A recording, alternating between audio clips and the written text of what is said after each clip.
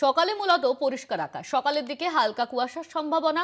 সর্বোচ্চ তাপমাত্রা 29 ডিগ্রি সেলসিয়াসের কাছাকাছি, সর্বনিম্ন তাপমাত্রা 17 ডিগ্রি সেলসিয়াসের কাছাকাছি। শহরের আকাশ পরিষ্কার। সকালের দিকে একটু শীতের আমেজ থাকছে, যত বেলা বাড়ছে তত কিন্তু এই শীতের আমেজ উধাও হয়ে যাচ্ছে। সকালের দিকে হালকা কুয়াশার সম্ভাবনার কথা জানানো হয়েছে হাওয়া অফিসের তরফে। সর্বোচ্চ তাপমাত্রা প্রায় 29 ডিগ্রি সেলসিয়াসের কাছাকাছি, সর্বোচ্চ তাপমাত্রা থাকছে 29 ডিগ্রি সেলসিয়াসের কাছাকাছি। সর্বনিম্ন তাপমাত্রা 17 ডিগ্রি সেলসিয়াস, সর্বনিম্ন তাপমাত্রা থাকছে 17 ডিগ্রি সেলসিয়াস। শহরে মূলত পরিষ্কার আকাশ, সকালের দিকে একটু শীতের আমেজ লক্ষ্য করা যাচ্ছে। আমাদের সঙ্গে ফোন লাইনে রয়েছেন আমাদের প্রতিনিধি শাশ্বতী রায়। শাশ্বতী, হাওয়া অফিস সূত্রে কি জানা যাচ্ছে? দেখো, ধীরে ধীরে এবার শীত বিদায়ের প্রস্তুতি শুরু এবং তাপমাত্রার পারদ ধীরে ধীরে ঊর্ধ্বমুখী হওয়ার সম্ভাবনার কথা জানাচ্ছে আলিপুর আবহাওয়া দপ্তর।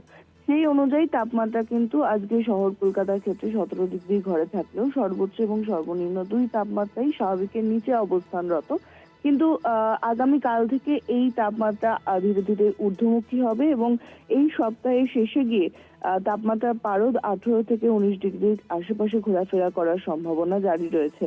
এই পরিস্থিতিতে বলা যায় যে আজও সকালবেলা হালকা কুয়াশার দেখা মিলেছে উত্তরবঙ্গের বেশ কিছু জেলার ক্ষেত্রে। দক্ষিণবঙ্গের বিশেষত পশ্চিমের জেলাতেও হালকা শিশিরের দেখা মিলেছে।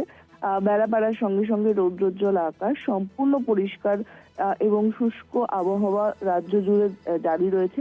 উত্তর থেকে দক্ষিণবঙ্গ সর্বত্রই এবার কিন্তু শীত বিদায়ের প্রস্তুতি শুরু এবং হালকা উত্তরে হাওয়ার দাপট থাকায় সকালের দিকে এবং রাতের দিকে হালকা শীতের অনুভূতি জারি থাকবে।